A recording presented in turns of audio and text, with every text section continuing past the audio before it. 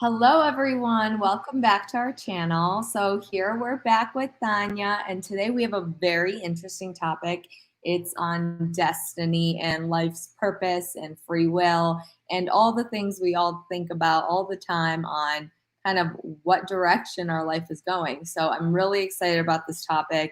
And I guess we'll start off with asking Tanya, how would you define destiny? What is it? What is our life's purpose? I'm very happy to be back, and I'm very happy that we're talking about this topic because I think that's the main question we're asking ourselves in life. Yeah, why we came here, and what is the purpose of our life, and what is destiny, and what destiny we have to fulfill. Now, first of all, I want to say that destiny and predestination, which is purpose of our life, in my opinion, these are two different concepts. You see, because very often people just mix them together and then they cannot understand this difference. Fate, destiny, or karma, we call it like that as well. It's a set of patterns of thinking. It's a set of models of behavior which we inherited or formed in the early childhood, and which are written inside of our psyche, and they control us unconsciously. It's like programs on the computer which run themselves automatically. They just pass by our consciousness. And some of these patterns can be good for us, and they help us to survive on this planet, yes. But some of these patterns, they can be bad for us. And they cause mistakes and wrong actions, preventing us from our happiness. You see, people always search for security, in peace, in predictability, stability. We're afraid of everything at the end of the day. Fear is one of the main factors of our existence. We can die any second in this vast and merciless cosmos. Actually, tomorrow it will be peak of meteor shower coming from the Perseus constellation. So can you imagine if one of the meteor will be big enough to hit the Earth? What will happen with the life on the Earth? Yeah, so yeah, it's quite dangerous. So we're looking for stability, and if the level of the consciousness of the people, is not high enough, if it's not enough knowledge about ourselves, about the world around, and we cannot understand what is happening around, what is happening in reality, and that doesn't give us stability, that's when this concept of karma, fate, destiny arises. And even if the destiny is difficult and brings sufferings, it's still good for us. It gives some relief because it brings some kind of explanation. Yeah. So it was Adam many years ago, many centuries ago. And he committed a sin, and the God was angry, and he drove him together with Eve out of paradise. And that's why I'm suffering now. Somebody says to himself, because they are my ancestors. Or for example, somebody made a bad deed in the past life. So now he has to give, some karmic debt back. And he explains for himself that, I have to do it. I can't change it. And, it's like, give us some explanation and we calm down, because, okay, Adam was thrown out, from out of paradise, but he still survived. So it means I won't die. Yeah, I will still survive. But of course, it doesn't bring lots of happiness either. Right. From another side, our soul chooses herself in what family she will be born, and what kind of what set of patterns and models of behavior thinking she wants to get, and what kind of experiences she wants to go, and in order to gain necessary qualities to fulfill her desire, her task in this life.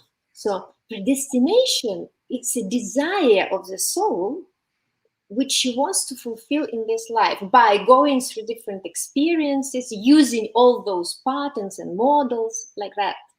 Yeah. So these are different things. It's like destiny always is connected to the past. It's about walking off some debts, about repetition, all the models of the time, you see? And predestination, it's about the future, about the present and future, because it's about a new creation, yes, a new experience. And destiny, it's like a wheel of samsara when you go circle by circle. Predestination, it's a way out of this circle. And actually, to fulfill the predestination, you have to change the destiny. So that's the difference between destiny and predestination. And how would someone go about changing the destiny in order to make the predestination easier or less suffering or any of that? Yeah, that's when we start talking about the free will. You see, everything is very much connected to each other. It's our free will is our freedom to choose. Yes, so to choose from what? That's the most important question. You see, when we talk about predestination, we can fulfill it only if we can use our free will. Predestination is quite complex concept, and it's more complicated than the destiny, because predestination carries a conscious responsibility. Like destiny is always connected with a duty. You must do something. You have to do something, yes? But predestination is about your voluntary responsibility, about your choice to make some step. You know, like, I want to make this commitment because it brings me meaning. It gives me meaning, joy, happiness. You know, it helps me to be myself, not the copy of the past. So breaking out of the karmic cycle. Yes. You see, this karmic cycle, this samsara wheel, it's like an egg. And predestination is coming out of that egg. Because our free will, when we use it, it helps us to develop ourselves, to open up, to manifest ourselves, to be unique, not to repeat the past. So our free will is to choose to repeat the destiny or to fulfill our predestination. And is this karmic cycle always about, because I know it's a cycle, so it's kind of a similar patterns. Would you say, so for example, when we had our one-on-one, you mentioned that my life's purpose in this lifetime is kind of seeking career success and like being so fulfilled from my career, and that's what makes me most passionate, is fulfilling my career. So does that mean that my biggest challenges in all my past lives have also been in finding a fulfilling career, or does it just mean in this lifetime? Yeah, it means in this lifetime. In this lifetime. Yeah. Okay. It doesn't mean that it happened before. First of all, we will never be sure. I mean, we will never know for sure 100% because we still have the limitation of our human brain and our human consciousness. Yes. Right. But yes, I think it's always we're talking about this life. But you know, the interesting question is, you know, the planet Rahu in Vedic astrology, or the northern ascending node, we call it in the Western astrology, you know, they symbolize this purpose of life. They symbolize our predestination. And this planet, they always bring the biggest, I would say, restlessness, you know, and different challenges. Yeah, you know, challenges in life always, you know, because it's not possible. You know, all our development goes, you know, through the challenges in life. You know, any change, you know, what happens? We have change coming to us. it always destroys the previous order. It always destroys the previous form, in past form of us as well. And it pushes us, it demands from us to change in order to find some new qualities to gain the new stability. And you know what's interesting about that is I feel like when you're challenged in something, it creates more passion for you to get through something. Like, for example, I want to succeed in my career so bad. I'm looking for that position that fulfills me and makes me so happy. But for me, like finding friends and finding love is easy to me. I attract it. See, I've never had problems, thank God. Like I love all my family and friends. But then on the opposite, like someone I know, their career is just growing and it's so easy and they don't worry about anything, but they cannot find their partner in life. They can't make friends. So it's always like what's easy, you don't even care about. Like it's there. And then the thing you're just trying so hard to succeed in is what's so hard to succeed in. So it grows that passion. You know what I mean? Yeah, it grows that passion. But then you see, talking about the topic what we touched today, we have to be careful as well. When this tension comes together with the change, we need to find this creative solution for this tension. It's like, in the electrical circuit, there is a plus and there is a minus. Mm-hmm. And it's like old and new, yes? Mm-hmm. And there is the tension. And only if there is a tension, then the electricity can come out, Yeah. Then we have the electricity. So it's the same.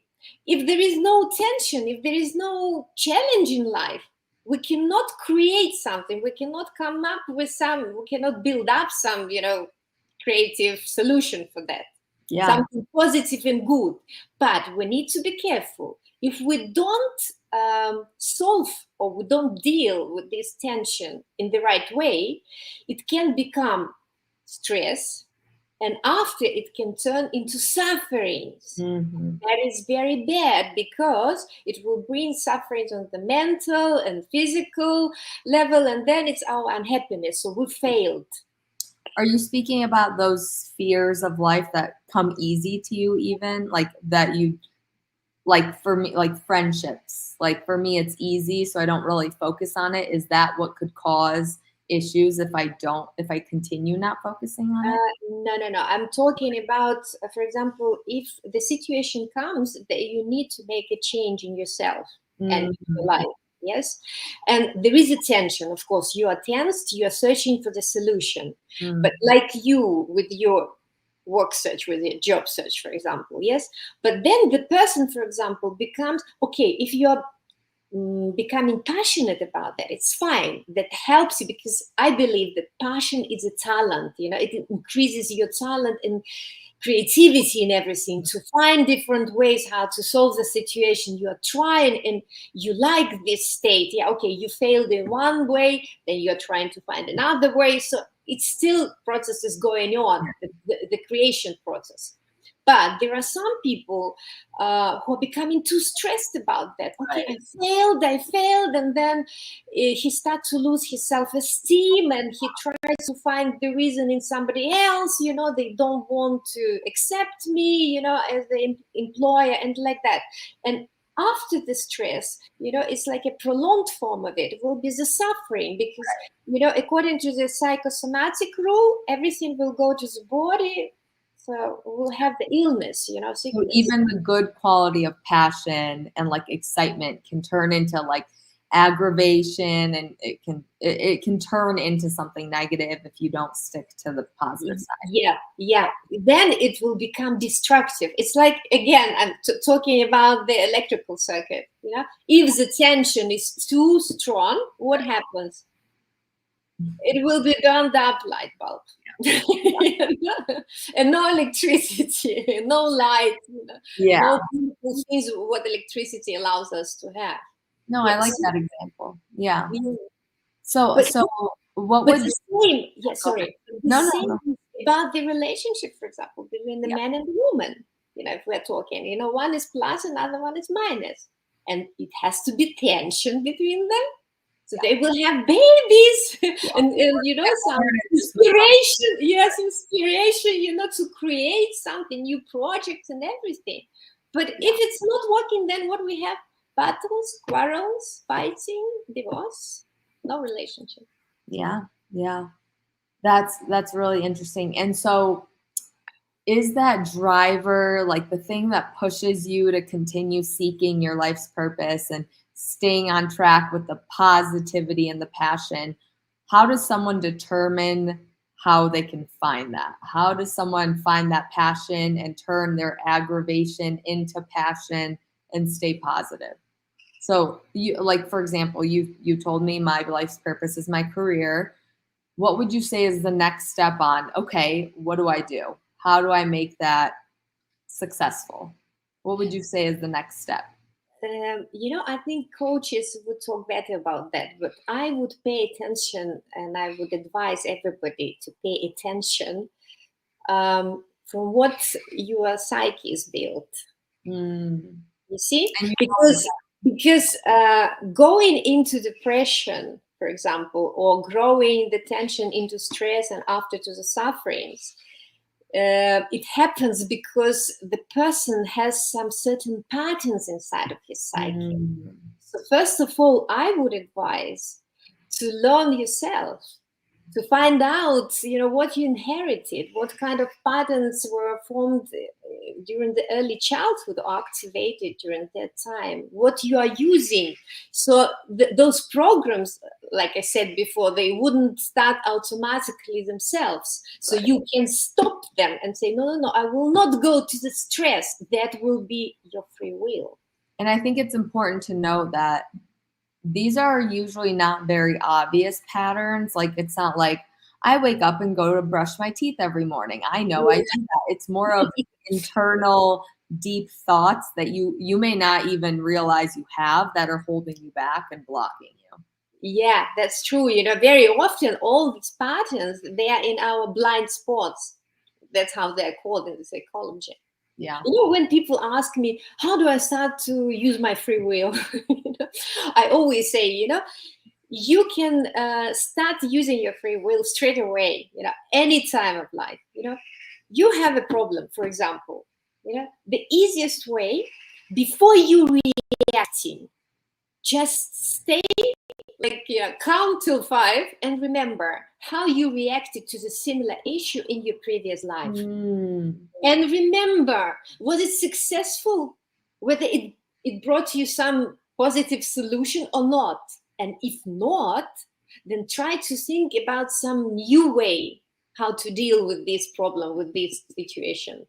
And honestly, this is all easier said than done. It's very hard to break a habit. But I think the first step is just being aware that you have it. Yes, being aware. That's the first step. But yeah, you're right. But then to find this new creative way, you might need to know what I said, to know what your psyche consists of, maybe to get new knowledge, new information, maybe to get professional or friendly help, that will be your steps to find the new creative way. Yeah. And to avoid big sufferings. This way you will not go to stress, yes, and then you will not go to sufferings. Yeah, that's beautiful. Yeah, I really like this conversation, and I really look forward to working with you because we talked about, I did my first session with you, and I'm looking forward to digging in deeper. And I advise everyone who's listening, if they're interested in kind of reading more about themselves and getting to know themselves and what their life's purpose is, Tanya is highly recommended for me. But I really appreciate this talk, and I look forward to the next. So thank you so much for meeting with me. Thank you very much for inviting me. Just 1 second. I wanted to mention, I had a consultation with an 11-year-old boy. And, normally children don't come themselves, but his mom asked me to talk to him because he had problem with making friends. Mm. And first he was very reserved, but after he opened up and he shared even his dream that he wants to have big business and to be a rich person, and very, very big goals in life, yachts, airplanes, and everything. Of course, I mentioned to him that you cannot reach any goal if you cannot establish good relationships with other people. And then during the conversation, he looked at me, he sat close and he said, but Tanya, I want not only all this richness, all this wealth and everything, I want as well to live the life with a meaning. 11 years old. He said, I Wow. want that my life would have a sense. Can you help me with that? So I just want to say to everybody, if you ask yourself the same question, so you are welcome to come to my That's consultation. beautiful. Thank you for Yeah. sharing that. I love that. Good end note. Well, thank you again. And Thank you. thank you, everybody. Bye. Bye.